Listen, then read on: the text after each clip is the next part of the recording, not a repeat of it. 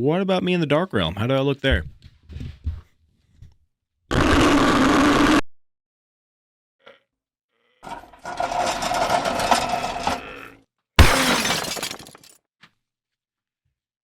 That could have been a lot worse than what it was. Welcome, everybody, to I Peel Onions with Hammers. This is a show where we talk about nothing and everything at the same time, and we take it apart by the layers and layers that it has. And joining me again today is Steve, also known as Uriah119. For all you gentle listeners out there on the podcast alone and not just on YouTube, I am using a different microphone this time. This is a AT2040, I believe, Broadcast Dynamic. It's my first dynamic microphone. What do you think about it, Steve? It looks pretty nice, don't it? Yeah, like I got mine gangsta leaning in, so. That's what I did with the Shure, the KSM 44A, I believe it was. This one, I can't get it to focus, son of a bitch. It's because of the color. If you put something big and black behind it, it would work. Wait, listen.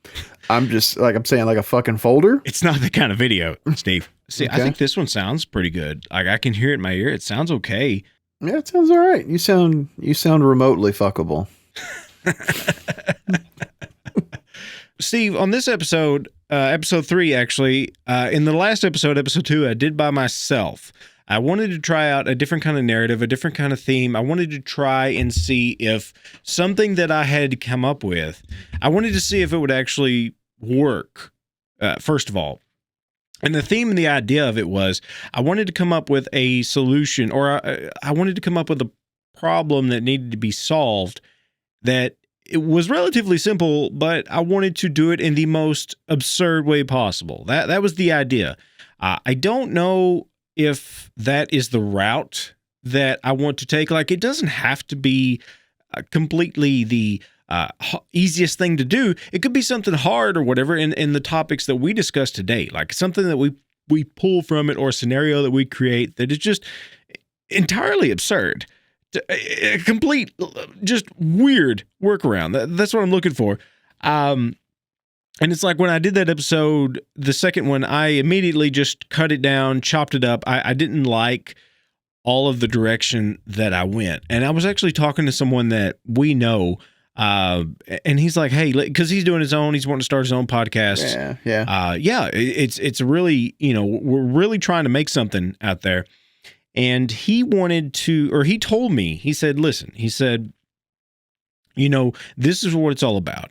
You get out there, you have all these ideas, and you throw them against the wall, and you see what sticks, you see what lands. And it's like, that is the core of it. Because if you don't get started and do something, there you are collecting gear like me and not using it. Have you ever heard of Mass Effect? Renegade all the way, man. All the fucking way. I wish I had damn, I might have that fucking copy of that game over there, but I've got Andromeda fucking back here with my fucking console shit that hasn't been touched in like 5 years. The story I got going here. I started wearing this hat. Like, I just thought it was really cool. I liked the game, and I was wearing it one day. A new KFC just opened down the road, and I wanted to check it out. I like Kentucky Fried Chicken. It's really good. Kitchen fried chicken. So I'm pulling into the drive, and I place my order. I got this bucket of chicken, and when I pull up, the guy looks at me. Then he looks at my hat, and he goes back into the back, and he comes back out, and he said, "Hey man," he's like, "Listen, here you go. I also put some extra sauces in there for you." He said, "Thank you." And it's just like that. He's like, "Thank you." And I'm like, oh no. Like, does he think that I'm like a veteran? Like that I was part of some kind of service or anything like that? Yeah. That was not my intention. He probably thought that. Let's see, I got my little fucking hat. Yeah, see, you actually have the hat. It helps with migraines because I've got it really tight. Have you ever watched Blue's Clues? Or did you ever watch it as a child or whatever? Yeah. The first episode. Oh my God. Okay. Being a kid in the 90s growing up, I did too. I loved Blue's Clues. I enjoyed it. Being a little kid. But now, as a grown adult, you go back to it, you realize there's nothing to it, right? It's interactive for kids, and like kids who need to know colors and shapes and objects and things like that really helps them out. Yeah. But for people who, like me, I think it came out, what was it, 25 years ago, right? So I was 11. Oh, wow. I watched that first episode and I was instantly more ignorant after I watched it. Good, because, I realize what it's about, but, as a 11-year-old and I watch it, I'm like, wow, I really spent 30 minutes of my life on this. Of course you did. You absolutely did. But I'm glad that Steve is like still my friend, man. I'm glad he is still my best friend and he loves me. Man, hold on. I'm trying to build it up here. Okay, build it up, baby. I'm trying to get this nut to bust. Okay, all right. Edge it up there, man. So I brought this up, because obviously your name is Steve and I wanted to kind of make a connect. So Steve has come back and he said, he's like, you remember how I went to college? And I'm like, yeah, fuck yeah, I know you went to college, Steve. You left me high and dry. You went out for milk and you never came back. I remember. And he's like, I never forgot about you. I'm like, oh, Steve. He's like, yeah. And he's like, I see you're doing great. Oh, you don't even know. That's the closure that I didn't know that I needed right there. That's it. Yeah, it was super wholesome. Oh my God. Just that, even if you've never watched it and you hear from another person saying, yo, you look great. And man, I'm still your best friend, that kind of thing. If you're down at all, that's going to raise you up a little notch. Absolutely. I mean, Nick Jr. could be using it as just a ploy to bring in more people or whatever, but it doesn't fucking matter. Okay? No. Steve is still my best friend. Yeah, but he's not one of the 4 horsemen of wholesomeness, though. Oh, yeah? Now, his ass needs to get out of there. It's going to be Steve Irwin. It's going to be Bob Ross. It's going to be Lamar Burton. Who's Lamar Burton? Reading Rainbow, bro. Oh, yeah. That's right. And then you got Mr. Rogers, the king of wholesomeness. So he would be the equivalent of death if you were going to talk about the 4 horsemen's hierarchy. He's the boss man, but he's not about death. He's about love and respect. You're blowing my mind right now, Steve. It's like you really get the theme. Like you're really taking it out there. You're welcome.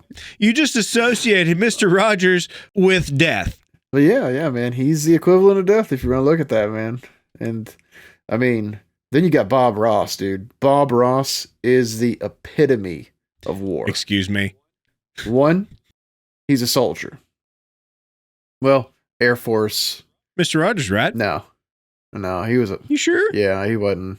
He wasn't a sniper. He wasn't wearing the fucking sweaters to hide his ink or his ritualistic scarring from killing all kinds of people. No, man. That's an urban myth. What the Maybe Famine would be Lamar, just because of the knowledge that he spit out for reading and everything.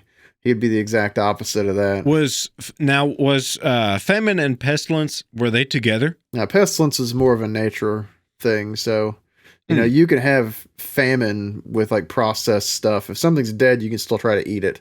But with Pestilence, you're dealing with the diseases and stuff.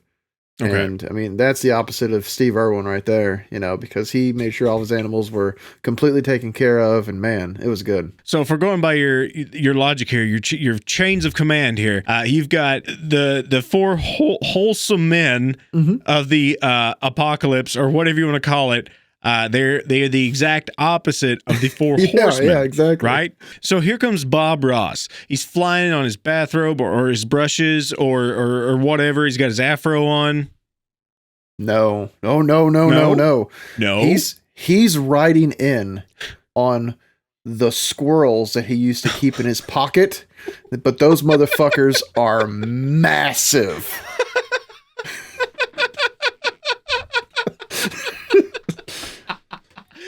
And his painting is not just painting for the looks. It's fucking recon. It's recon where to spread that joy. Oh, the afro. He's got the afro too. That's afro of love, man. It's love. And you know what?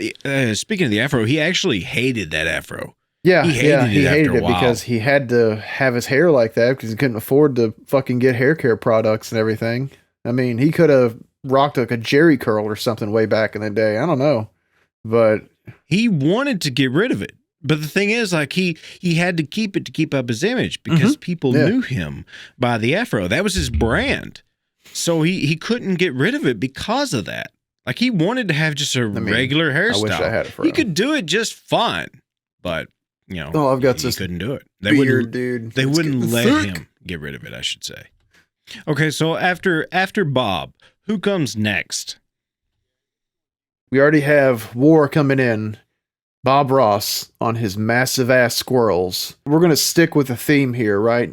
Now, this is no disrespect to Steve Irwin and his family, but his ass is coming in on that fucking manta ray, that stingray. He's going to come in and it's going to be like some shit from Godzilla or something. It's going to be a kaiju-sized stingray, right? So that's what he's coming in on. And he's spreading like clean fumes and spores, whatever, around. So animals that are sick, they're feeling better, right? And they're not mauling people or impaling them through the heart, right? So there you go. That's what he's coming in as on that bad boy. Steve Irwin is coming in. He's coming from the heavens on the stingray. Him and they've made up. They're good friends now. Speaking of Steve Irwin Yeah. and that stingray, he had no ill will towards it, even once it stung him in Really? the heart. He actually wanted not to like just remove the thing to, to not Right. die or whatever, but he wanted to remove it so the stingray wouldn't have died. It wouldn't have gotten Oh hurt. my God. Because he could have easily cut that fucking barb and rode that boat over there, but he didn't want to hurt that animal. That's so awesome. So when you think about that right Yeah. there, that shows why the crocodile hunter is probably one of the most wholesome individuals that ever walked our earth. Just because of that. He was willing to die in order to keep that animal alive. That's incredible. So, That's incredible. yeah, it's pretty wild, right? Mm-hmm. 100% true. So then after Bob Ross comes in, he does his business, he leaves. Then we got Steve Irwin coming in on this giant stingray, delivering his wholesome and healthy, life-giving spores to everyone willing to receive them. And then who's next? Lamar Burton, baby. All right. Now, here's the thing, All right? right, I'm listening. He's all about knowledge. Knowledge. Right. So having him fly in on like a book or something would look fucking ridiculous. Okay. Yeah, you don't want that. So he's actually going to come in like a scroll, like an old timey fucking scroll. And when he comes through, it's reading rainbow, man. Yeah. So there's a fucking rainbow right behind him. And what it's doing is it's spreading all that knowledge and preparing your young mind for when the final horseman arrives to drop all that wholesomeness and that love towards mankind. So hold on a second. We have Bob as War, and we've got Steve as Pestilence. So what is Lamar? Famine. I see. So he's feeding you knowledge of the gods. Damn straight. He's coming in on his scroll of wisdom. 100%, man. And then here comes Mr. Rogers. Oh, yeah. Mr. Rogers. Mr. Rogers. All right. So here's the thing. So what do we know that's more in tune with Mr. Rogers? The very beginning of that fucking episode, right? The very beginning, when you have that little fucking stagecoach train car thing. Oh, yeah. Riding around. Yeah. Getting into his place. That little red one. The same one from Daniel Tiger. All right? Mm-hmm. So he's rolling up in here on that with everybody who were like giant characters in the show for him. All the puppets, oh my God. They're all on there, and they're all adult size. Why? They're all human size.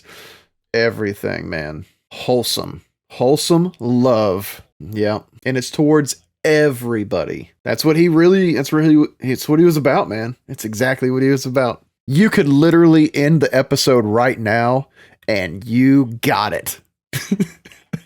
Wholesome love. I mean, yeah. Honestly, that right there covers the. We just literally peeled that onion, and we busted it wide open. Way to go, Steve! All right, so Steve, I I want to kind of spin off of this topic just a little bit, and I want to go in a more serious direction. So, in the case of you've got all of these people spreading goodwill and good cheer. I want to talk about something that actually that really needs it. Like there's a reason why we're going in this direction. This month is actually we are recognizing the struggles with the disease. I think it's a disease. I'm pretty sure it's a disease. We are recognizing the struggles with the human mind, the human psyche. This month is Suicide Prevention Month. Yeah. I was actually going to say something else, but I'm glad we're going into a more serious direction.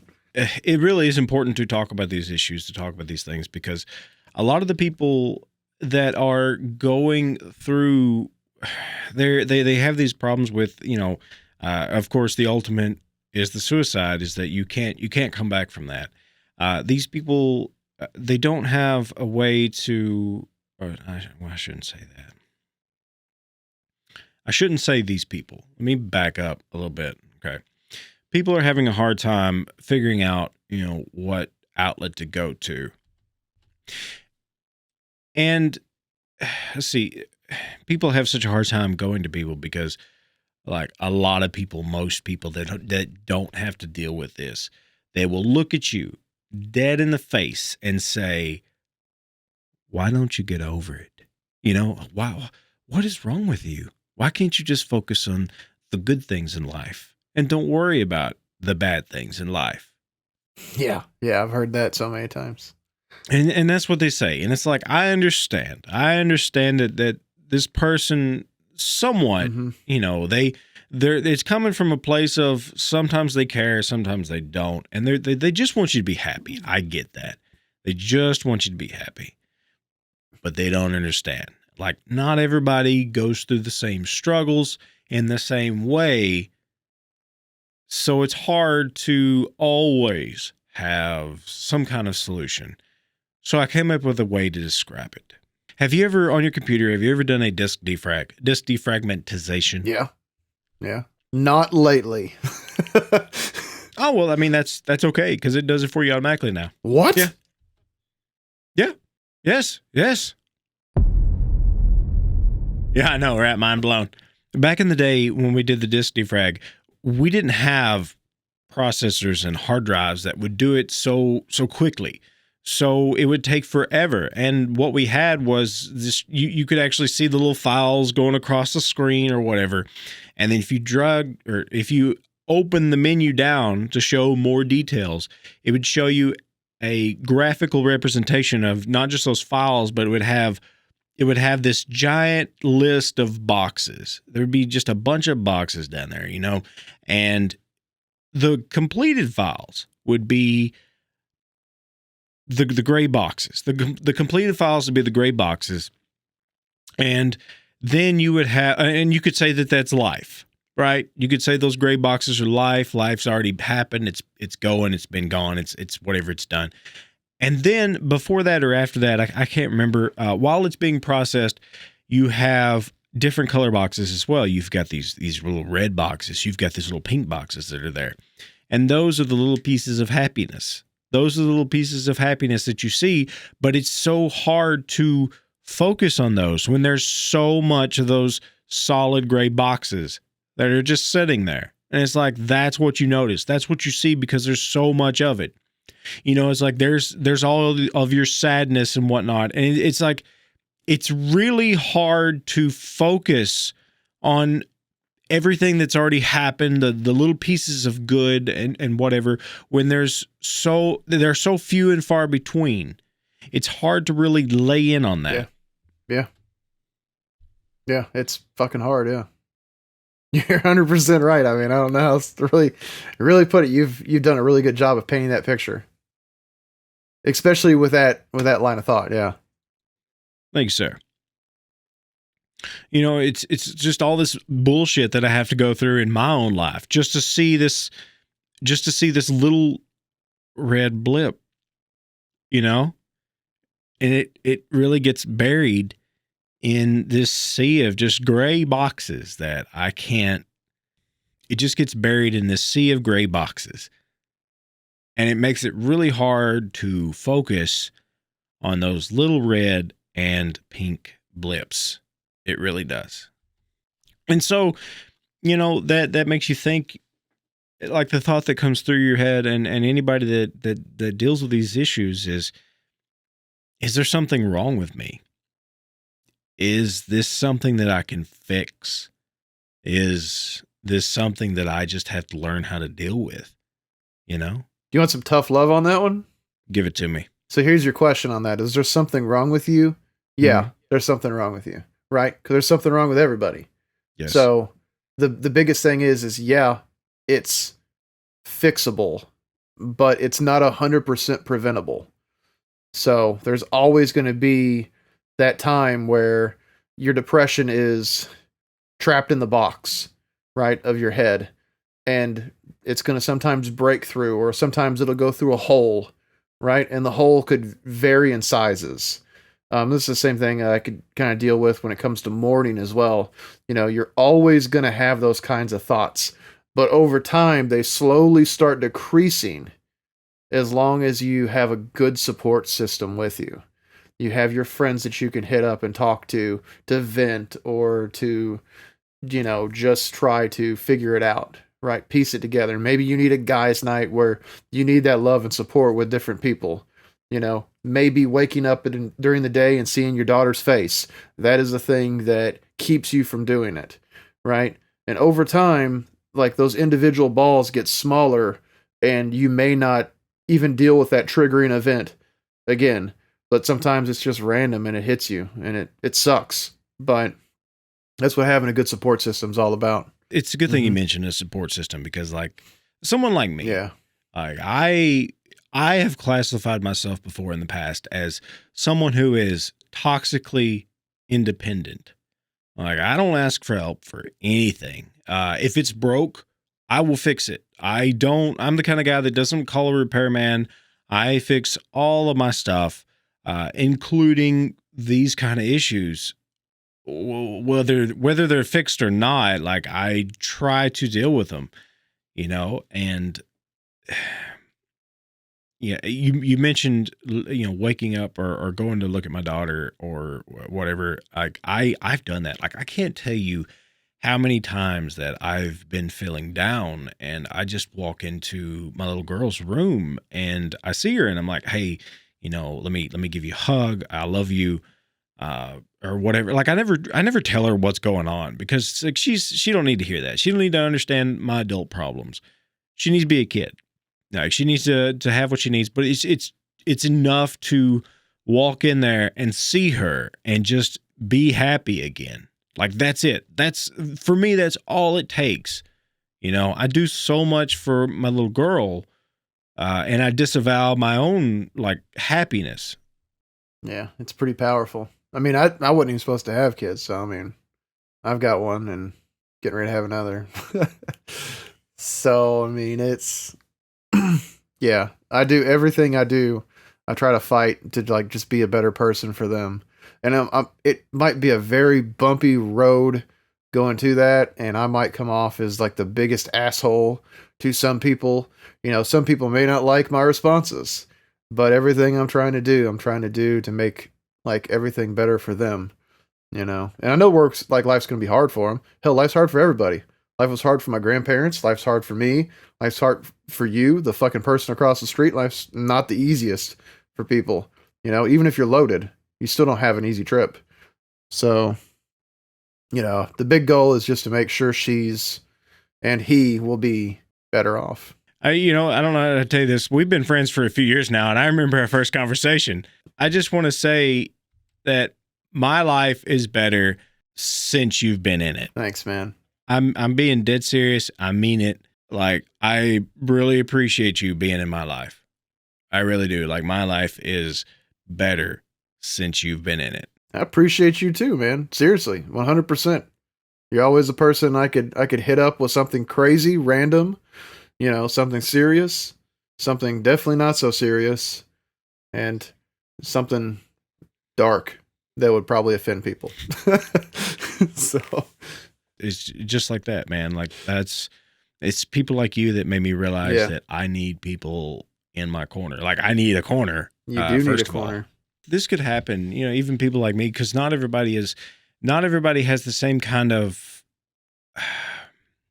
realization, I guess. I have become very self-aware, and I've managed to treat myself or get in, you know, like I said, with the right group of people, and I'm much like, I'm really strong now, but it could be anything could happen.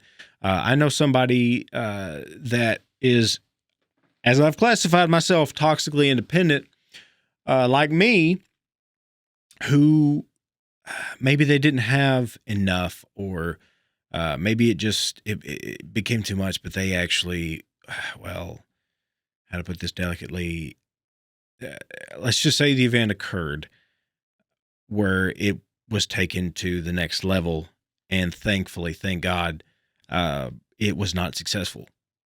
Thankfully. And you know, that just, I hate the way that people react to it. It's like the people that reacted to the way that Robin Williams, because people are so very judgy, but like the people, the way the people that acted, or see, like how people judged Robin Williams when he did it. And it's like, your judgment, what you're saying and what you're thinking right now, is exactly why. Yeah. That man took on the burden of sadness in order to spread the joy to others. Like, and he wasn't the most wholesome dude, right? But he was the guy that you would want to like help you. You know, if you just sat down and talked to him. Like, I've read some of the stories where he would like receive letters and stuff from fans and things like that. And when he didn't respond and he had them on him, on his person, he would read them and stuff, and it would bring him joy. And when he met him, he was just like, "Hey, man, I'm sorry I didn't respond. Like, life is busy, you know, like, I mean, he didn't try to like brush it off, but dude, it means a lot that man literally did that for others. That was his whole purpose. He wasn't a comedian just because he wanted the money and to be successful. He wanted to spread joy. And I mean, it cost him, you know, the same way that it cost the lead singer of Linkin Park, you know.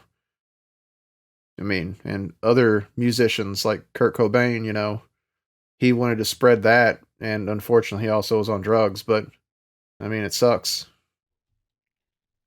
So, what are your thoughts? What are your thoughts? So, let's see. What are your thoughts, Steve? So I've talked about it a couple times on stream, actually, over at Twitch, .tv/Uriah119 /Uriah119. In between matches on Dead by Daylight, which, I play as a survivor most of the time, so please feel free to join me. But also, I've really mentioned, talking about mental health and everything, especially dealing with the depression itself and the reason why I'm doing content creation. I mean, that's just the whole reason. For me, I don't want to hear about somebody who's a video gamer, who loved video games, who loved watching people on YouTube, etc., end up taking their own life because of depression. I don't want to read that. I don't want to read it at all. I don't want to read that they lost their shit and they killed a bunch of people. I know it's going to happen. I don't want to read about it.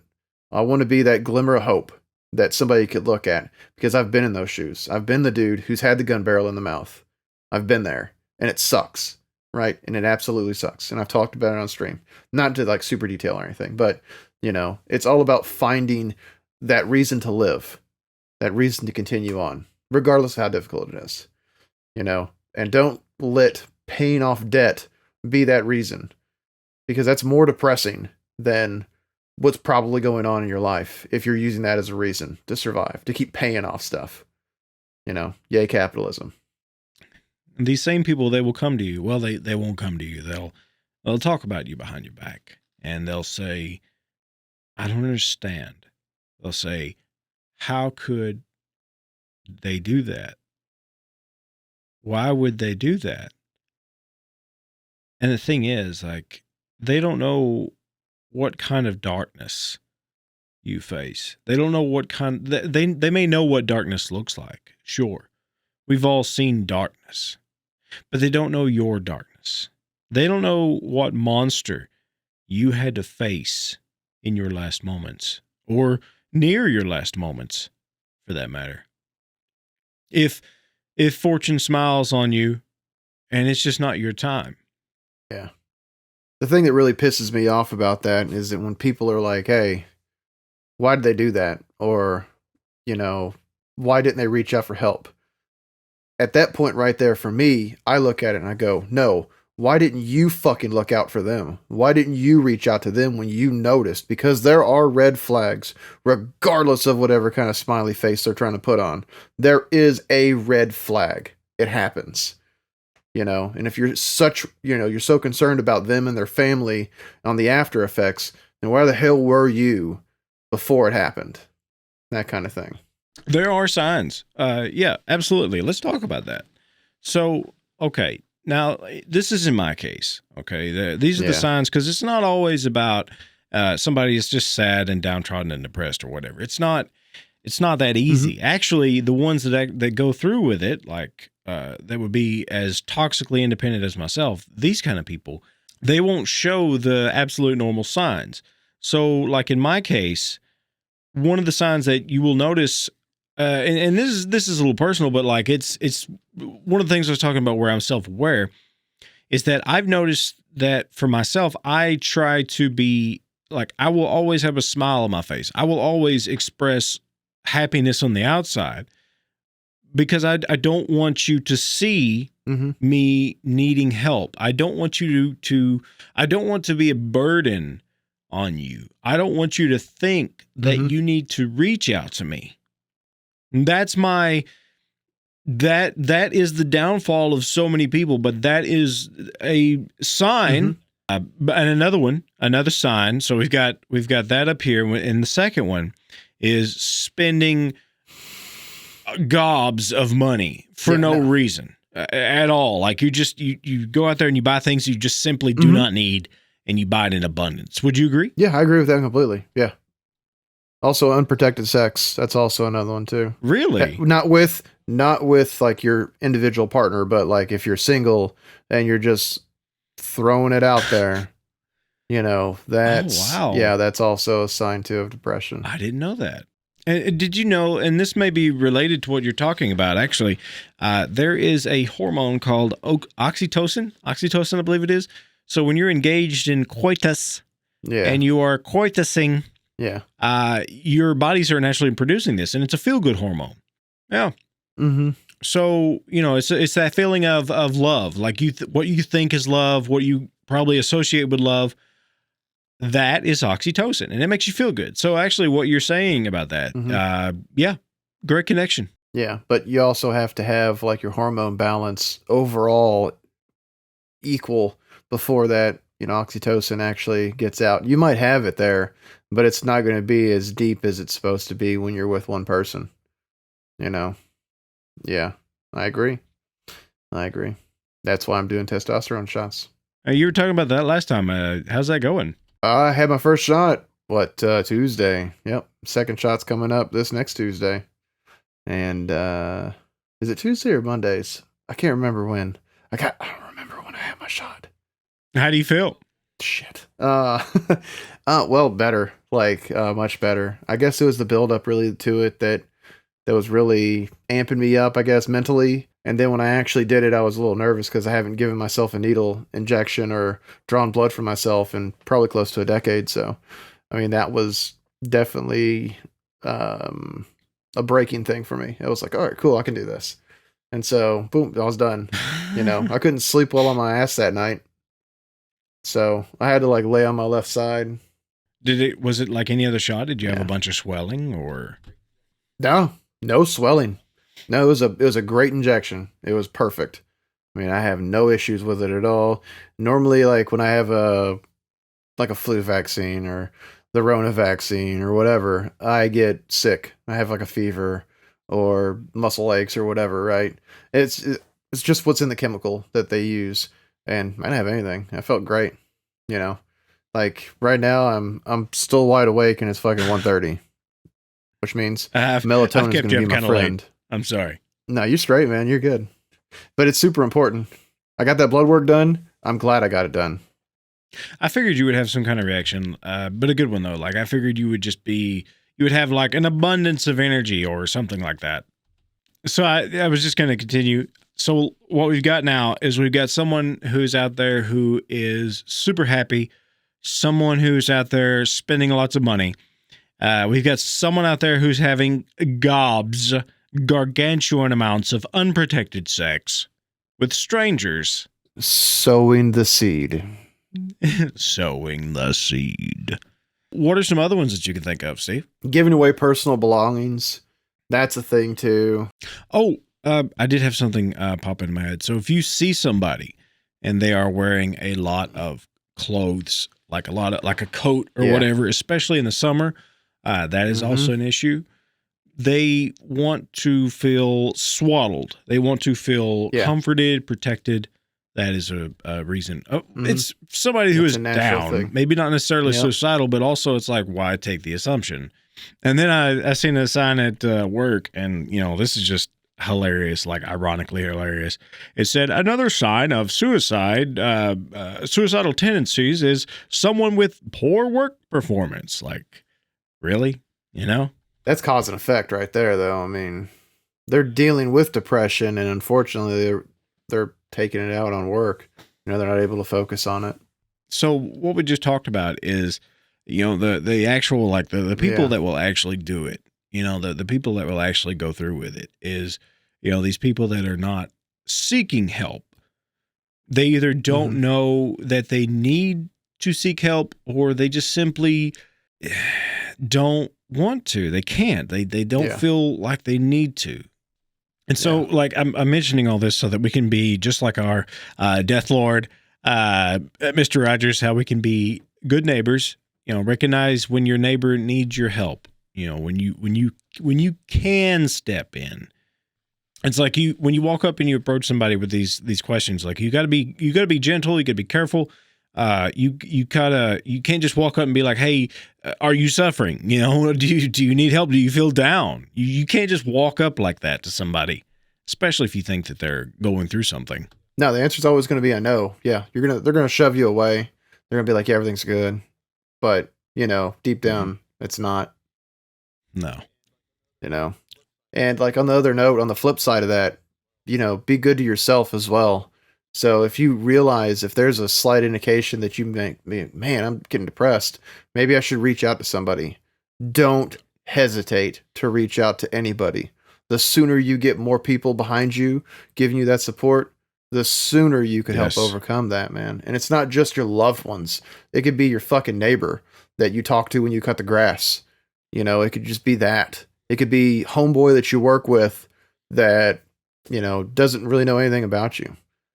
That's also a lifeline. And call it a lifeline. Don't just call it a fucking support structure. Because if you're really thinking about ending your life, then they're a lifeline to keep you from doing that. And so, yeah, exactly. You mentioned you having a lifeline, having a support structure, and we've talked about having people or whatever. But I got another spin on that. Like the whole point of talking to somebody, it's like, yeah, sure, you can talk to somebody and they can give you their opinions. They can give you whatever they think could be answers. But sometimes that's not what people need. Sometimes people just need to get it out there. They need to vent. So, and this is going to sound far-fetched, but that's what we do here, right?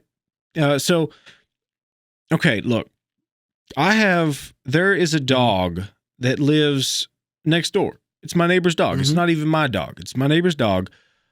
And when I come home from work, it's like 4:00 in the morning. She's there.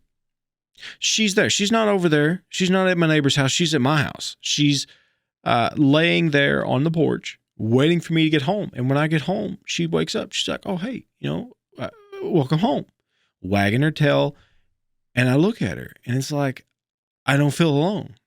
I don't feel like that whole ride home. It's like, I'm coming home to my house. It's just me. No, wait, no. Back up on that. So it's the guy. It's like, I don't feel alone. I pet her. I say, "Good morning, Annabelle." and then I go back to my business. And then when I leave for work, there she is. She's seeing me off to work. And it's so nice, And it's like, I understand that these dogs, they may not be able to understand me. It understands what you're saying to an extent.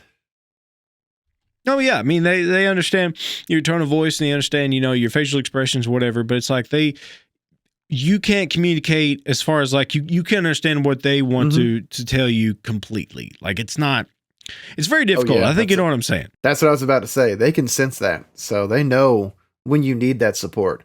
And it's just, hey, let me look at you all stupid like and pet me on the head or rub my belly. Even that right there, that helps you feel better. Steve, it looks like we have reached the end of the episode. Yeah. It's been quite a ride. We went down several rabbit holes, and we even discussed Bob Ross and his squirrels. If that doesn't fit the theme of this show, we totally peeled that onion with a hammer. We did good here.